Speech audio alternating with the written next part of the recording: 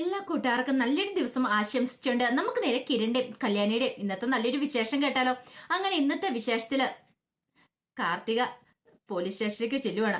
ആ സമയത്ത് പ്രകാശിനെ എടുത്തിട്ട് കുടയുന്നുണ്ട് പോലീസുകാർ. അങ്ങനെ പ്രകാശൻ ആകെപ്പാടെ തകർന്ന് ഇങ്ങനെ വയ്യാത്തൊരവസ്ഥയില് അങ്ങനെ അവിടെ കുത്തിയിരിക്കുക, സെല്ലിനകത്ത് കുത്തിയിരിക്കുകയാണ്.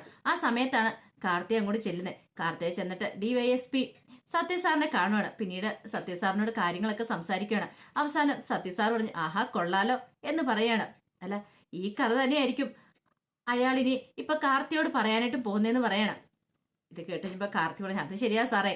കാരണം ഇനിയിപ്പം ലക്ഷ്മി അന്ന് തെറ്റിദ്ധരിച്ച സാറിന്റെ ഭാര്യയുടെ പുറകെ പോയി ആ കഥ തന്നെ എന്നോടും പറയാനായിട്ട് അയാൾ പോകുന്നത്. അയാൾക്ക് വേറെ കഥകളൊന്നും പറയാനില്ലല്ലോ. എന്റെ അമ്മ ഇവിടെ വന്നിട്ടുണ്ടെന്നുള്ള കാര്യം സത്യം സാറേ. പക്ഷേങ്കിൽ അയാൾ ഇതുവരെയായിട്ടും എന്റെ അമ്മേനെ കണ്ടിട്ടില്ല.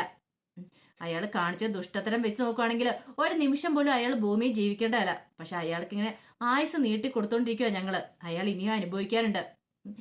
എന്നോട് ചെയ്തേക്കാളും വലിയ ക്രൂരതയാ കല്യാണി എന്ന് പറയുന്ന എന്റെ അനിയത്തിയോട് ചെയ്തേ. അപ്പൊ അവളോട് ചെയ്ത ക്രൂരതയെന്ന് ഒരിക്കലും ദൈവം പോലും പൊറുക്കുന്ന കാര്യമില്ല.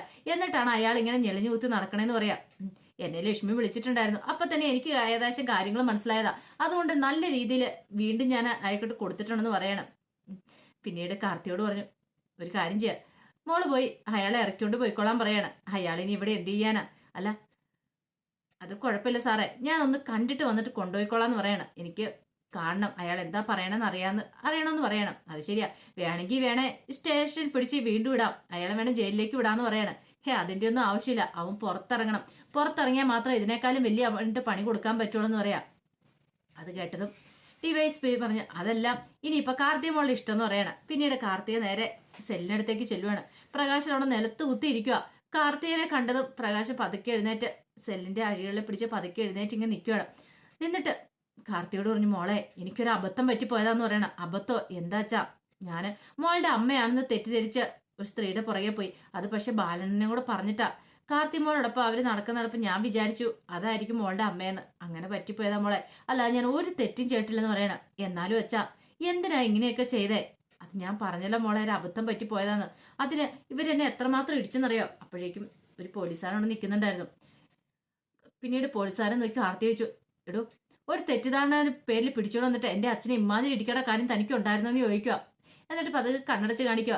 ഇത് പക്ഷെ പ്രകാശം കണ്ടില്ല. പ്രകാശം പറഞ്ഞു, ഇവന്മാരെയൊക്കെ വെറുതെ വിടല്ലേ കാർത്തിയമോളെ, എല്ലാത്തിനും നമുക്ക് പിടികൂടണമെന്ന് പറയാം. അച്ഛനൊന്ന് നേരെ പുറത്തിറങ്ങുക, എന്ത് ചെയ്യണം നീ കാർത്തികയ്ക്ക് അറിയാന്ന് പറയാം. ഒന്നിനും ഞാൻ വെറുതെ വിടാൻ പോകുന്നില്ല. എന്റെ അച്ഛന്റെ ദേഹത്ത് കൈ വെച്ച എല്ലാ അവന്മാരെ ഞാൻ ശരിയാക്കുമെന്ന് പറയാം എന്നും പറഞ്ഞുകൊണ്ട് കാർത്തിക പ്രകാശനെ വിളിച്ചോണ്ട് പോവാണ്. ഈ സമയം പൂജാമുറി പോയി പ്രാർത്ഥിക്കുകയാണ് സരയും. അങ്ങനെ ഇങ്ങനെയൊന്നും പോയി പ്രാർത്ഥിക്കുന്ന ആളല്ല. പക്ഷെ എന്ത് ചെയ്യാനാ, DNA ടെസ്റ്റിന് ബലം വരുന്ന ഇന്നാണ്. അപ്പൊ അതിന് വേണ്ടിയിട്ട് പോയി പ്രാർത്ഥിക്കുക. പ്രാർത്ഥിച്ച് ഇങ്ങനെ താഴേക്ക് ഇറങ്ങി വരുന്ന സമയം അവിടെ ശാരി ഇരിക്കുന്നുണ്ട്. ശാരി ആകെപ്പാടെ സരയുവിനെ ഒന്ന് നോക്കി, എന്താ മോളെ നിന്റെ മുഖത്ത് എന്താ വല്ലാത്തൊരു ബുദ്ധിമുട്ട്, എന്തായാലും വിഷമമുണ്ടോ എന്ന് ചോദിക്കും. എന്താ എന്തായാലും വിഷമമുണ്ടോ, നിങ്ങൾ മാറ്റി തരുമോന്ന് തിരിച്ച് സരയു ശാരിയോട് ചോദിക്കുക. ഇത് കേട്ട ശാരി പറഞ്ഞു, എന്താ മോളെ നീ ഇങ്ങനെയൊക്കെ സംസാരിക്കുന്നത്? പിന്നെ ഞാൻ എങ്ങനെ സംസാരിക്കണം? ദേ ഞാൻ പുറത്തു വരെ പോവാ, കുഞ്ഞിനെ നോക്കണമെന്ന് പറയാം. ഇനിയിപ്പം വല്ല പിഷക്കാരും വന്നു കഴിയുമ്പോ എടുത്തു കൊടുക്കലെന്ന് പറയണ. അയ്യോ മോളെ നീ എന്താ ഇങ്ങനെയൊക്കെ പറയണേ? ഞങ്ങൾ അങ്ങനെയൊക്കെ ചെയ്യുമോന്ന് ചോദിക്കാം. ഇതിനു മുമ്പ് നിങ്ങളാ ചെയ്തതെന്ന് എനിക്ക് മനസ്സിലായി. നിങ്ങൾ അല്ലെങ്കിൽ അപ്പുറത്തെ ആ കല്യാണം കിരണം, നിങ്ങൾ രണ്ടു കൂട്ടരല്ലാതെ വേറെ ആരും അങ്ങനത്തെ പരിപാടി ചെയ്യത്തില്ല. എന്റെ കൺമണി മോൾക്ക് എന്തെങ്കിലും സംഭവിച്ചാണ്ടല്ലോ തിരികെ വരുന്ന ഞാൻ ഇങ്ങനെ ആയിരിക്കില്ല. എന്റെ ശരിക്കും നിങ്ങൾക്ക് അറിയത്തില്ല എന്നിട്ടാന്ന് പറയും. മോളെ നീ എന്താ ഇങ്ങനെയൊക്കെ സംസാരിക്കുന്നേ? അതെ, ഇത്രയും കാലം നിങ്ങൾക്ക് ഭ്രാന്താന്നോർത്താ ഞാരുന്നേ. പക്ഷെ ഇനി ഭ്രാന്ത് പിടിക്കാൻ പോകുന്ന എനിക്കാ അറിയാലോ. അതിനുള്ള സാഹചര്യം നിങ്ങളായിട്ട് ഉണ്ടാക്കരുത്. എന്റെ കുഞ്ഞിന് എന്തെങ്കിലും സംഭവിച്ചാൽ ഒന്നിനും ഞാൻ വെറുതെ വിടത്തില്ല. ഇത് കേട്ടോ ശാരി പറഞ്ഞു, ഒരു കാര്യം ചെയ്യാം, അന്നാ മോള് കുഞ്ഞിനെ എടുത്തോണ്ട് അങ്ങ് പോയിക്കോ, അന്നാ കുഴപ്പമില്ലെന്ന് പറയാം. നിങ്ങൾക്ക് പിന്നെ ഇവിടെ എന്താ തള്ളേ പണി? മര്യാദയ്ക്ക് കുഞ്ഞിനെ നിങ്ങൾ നോക്കിയാൽ മതി. പക്ഷെ അതിന് പോറല് പോലും വരില്ല. പറഞ്ഞു മനസ്സിലായല്ലോ. ഞാൻ പോയിട്ട് വരാന്ന് പറയണം. ഇത് കേട്ട ശാരി പറഞ്ഞു, മോളെ നീ എങ്ങോട്ടാ പോണെന്ന് പറഞ്ഞിട്ടോ? എല്ലാം പേരും നാളും എല്ലാം എഴുതി വെച്ചിട്ട് ഞാൻ പോവാം. എനിക്ക് എന്തെങ്കിലും ആവശ്യമുണ്ടെങ്കിൽ ഞാൻ പുറത്തു പോകും. കൂടുതൽ ചോദ്യം ചെയ്യാൻ ഇങ്ങോട്ടേക്ക് ആരും വരണ്ട. പറഞ്ഞു കേട്ടല്ലോ, ചോദ്യം ചെയ്യാൻ വന്നിരിക്കുന്നു പോലും. എന്റെ മോളെ ശരിക്കും നോക്കിയേക്കണം, അല്ലെങ്കിൽ ഇവിടെ വരുമ്പോ എന്താ സംഭവിക്കാൻ പോകുന്നത് നിങ്ങൾ ഊഹിക്കുന്നതിലപ്പുറമായിരിക്കും എന്നൊക്കെ പറഞ്ഞിട്ട് സരയു അങ്ങോട്ടേക്ക് പോവാണ്. ശാരിക്ക് എന്ത് ചെയ്യണം എന്നറിയത്തില്ല. വല്ലാത്തൊരവസ്ഥയില ശാരി നിൽക്കുന്നത്. പിന്നീട് സരയു നേരെ തന്റെ ഫ്രണ്ട് ഗ്രീഷ്മനെ കാണാൻ ചെല്ലുവാണ്. അപ്പൊ ഗ്രീഷ്മ സരയുവിന് വേണ്ടി വെയിറ്റ് ചെയ്ത് നിൽക്കുമായിരുന്നു. അങ്ങനെ ചെന്ന് കഴിഞ്ഞപ്പം സരയു ചോദിച്ചു, അല്ല ടെസ്റ്റൊക്കെ നടത്തിയോ? എല്ലാം കൃത്യമായിട്ട് നോക്കിയോ നിൽക്കും. എല്ലാം കൃത്യമായിട്ട് നോക്കി. ഒരു കാര്യത്തിൽ നിനക്ക് ആശ്വസിക്കാന്ന് പറയാം. എന്താ, ആ മുടിനാരയുടെ നന്നായിട്ട് ചെക്ക് ചെയ്ത് നോക്കി. അതിനകത്ത് ആ കുട്ടിയുടെ അച്ഛൻ തന്നെയാണ് അതെന്ന് പറയുവാണ്. ഇത് കേട്ടതും ഓ എന്റെ ഭഗവാനെ, രക്ഷപ്പെട്ട നിർത്ത് നെഞ്ചി കൈവെക്കുവാണ് സരയു. പിന്നീട് ചമ്മയുടെ കാര്യത്തിലോ അതാണ് ഇത്തിരി കഷ്ടം എന്ന് പറയണത്. അതെന്താ, ആ മുടിയുടെ നോക്കി കഴിഞ്ഞപ്പോൾ അതിനകത്ത് കണ്ട അമ്മ ആ കുട്ടിയുടെ അമ്മ ഈ അമ്മയെ മാച്ചാകുന്നില്ല.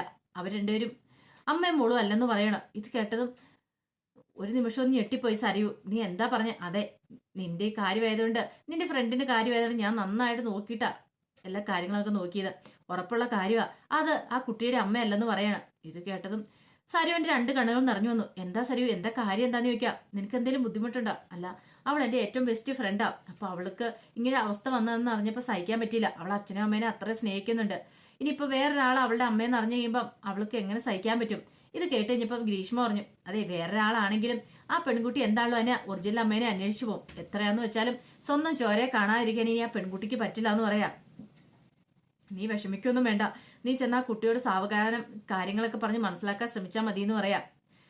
ഇത് കേട്ടപ്പോൾ സരയു പറഞ്ഞു, എനിക്ക് അറിയത്തില്ല എന്ന് പറഞ്ഞ് സരയു പതുക്കെ ഇങ്ങനെ നടക്കുവാണ്. സരയുവിന്റെ വണ്ടി അവിടെ കിടപ്പുണ്ട്. പക്ഷെ സരയു അതൊന്നും മൈൻഡ് ചെയ്തില്ല, ചുമ്മാ അങ്ങ് നടക്കുവാണ്.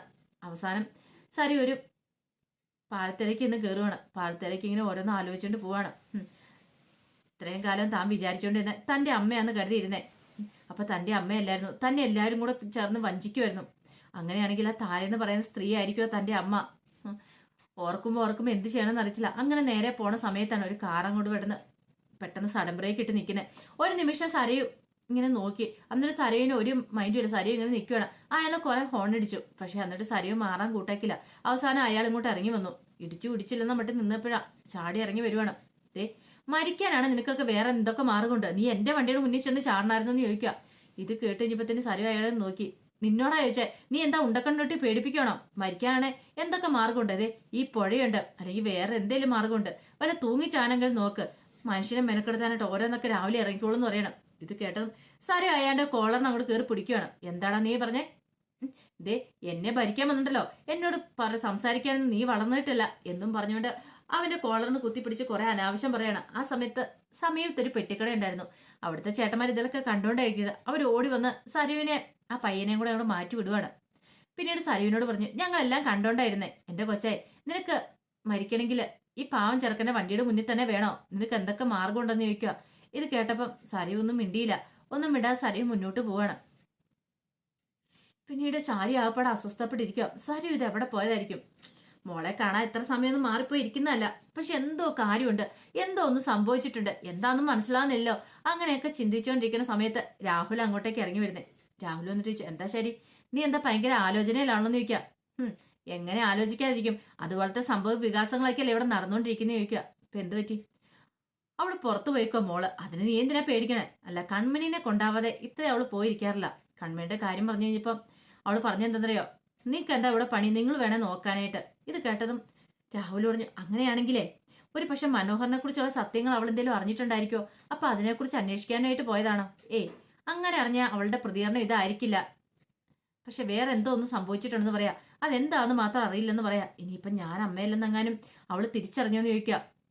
ഇത് കേട്ടതും രാഹുൽ പറഞ്ഞു, അങ്ങനെ അറിയാൻ വഴിയില്ല എന്ന് പറയണം. നമ്മളുടെ മോളെ എത്രയും പെട്ടെന്ന് രക്ഷിക്കണം. ആ മനോഹർ എന്ന ദുഷ്ടനെ ഇല്ലാതാക്കിയിട്ട് നമ്മളെ മോളെ രക്ഷിക്കണം എന്ന് പറയണം. പക്ഷെ അതൊന്നും അത്ര എളുപ്പമുള്ള കാര്യമല്ലെന്ന് നിങ്ങൾക്ക് അറിയാലോ മനുഷ്യ.